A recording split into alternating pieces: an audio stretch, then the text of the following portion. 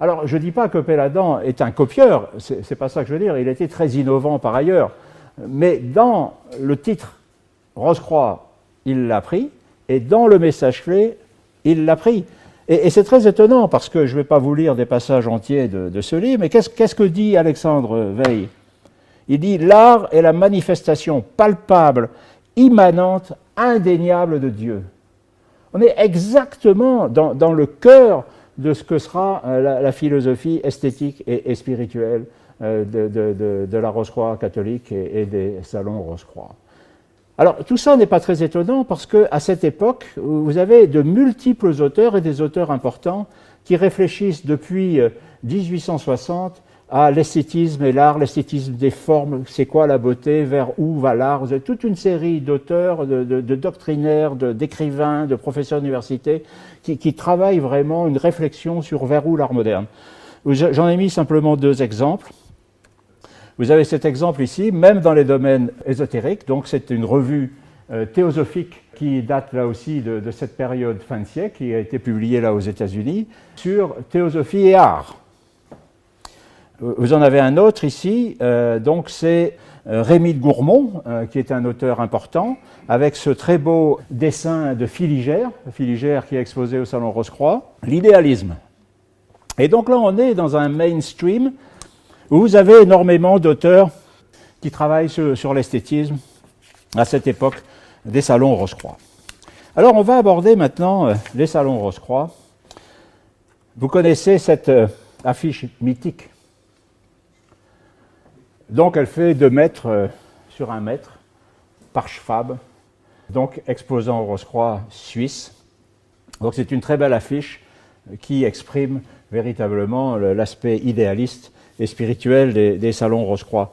Ce qu'il faut dire ici, c'est que le premier salon Rose-Croix a été un succès fantastique. Fantastique. On dit qu'il y a eu 22 000 visiteurs le premier jour à la galerie Durand-Ruel. Et que les gens sont sortis satisfaits. Alors que l'année d'après, Gauguin va faire un four complet au même endroit. Donc les tableaux avant-gardistes tout de même des salons Rose-Croix sont appréciés. Ce qui est frappant là aussi dans cette époque, il n'y a pas de photos de l'extérieur, il n'y a pas de photos de l'intérieur, on n'a pas de photos de Péladan dans les salons Rose-Croix, on n'a pas d'enregistrement radio de Péladan, on n'a rien de tout ça. Moi je cherche, là, je collecte, je cherche. On trouvera, on aura tout ça. Mais pour l'instant, il n'y a pas. Mais donc c'est un grand succès.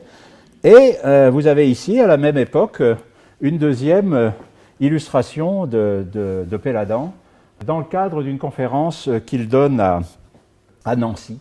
Et donc cette affiche est rarissime, il doit en y avoir deux exemplaires, et dont une au musée de l'Art Nouveau à Nancy, puisque l'auteur est Jacques Gruber, qui est un artiste Art Nouveau particulièrement important. Ça, c'est Péladan peint par Delville. C'est pas ce qu'il a fait de mieux, Delville, honnêtement parlant. Mais ce qui est frappant aussi, c'est comme dans tout ce qui a été écrit sur Péladan, la partie Salon Rose-Croix est négligée. Bah. Même quand vous prenez le livre de référence, je trouve, moi, moderne, de Christophe Beaufils sur Péladan, donc c'est un livre de grande qualité, très sérieux, très travaillé. La partie Salon Rose-Croix, c'est quasiment rien.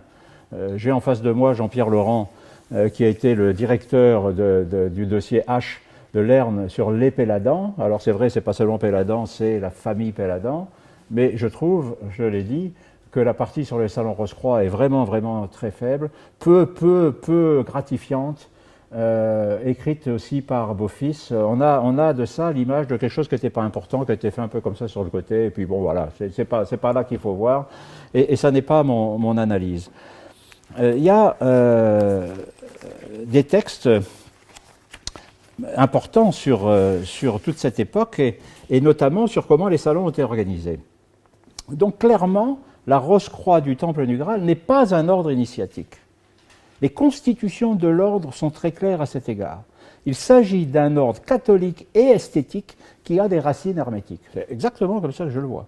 C'est un ordre catholique et esthétique qui a des racines hermétiques. C'est une confrérie. Et plus précisément, c'est une confrérie des œuvrants. Ce n'est pas une confrérie d'intellectuels, ce n'est pas une confrérie de méditants, c'est une confrérie des œuvrants. Dans la Rose-Croix Péladane, il n'y a pas d'initiation au sens strict, pas de rituel au sens maçonnique du mot. Pour en devenir membre, il faut, ouvrez les guillemets, jurer son engagement devant Monseigneur Leonardo da Vinci, patron des Rose-Croix, et accepter la beauté comme orthodoxie. C'est une confrérie d'œuvrants avec un salon annuel, un théâtre idéaliste, des auditions de musique et des conférences pour éveiller l'idéalité.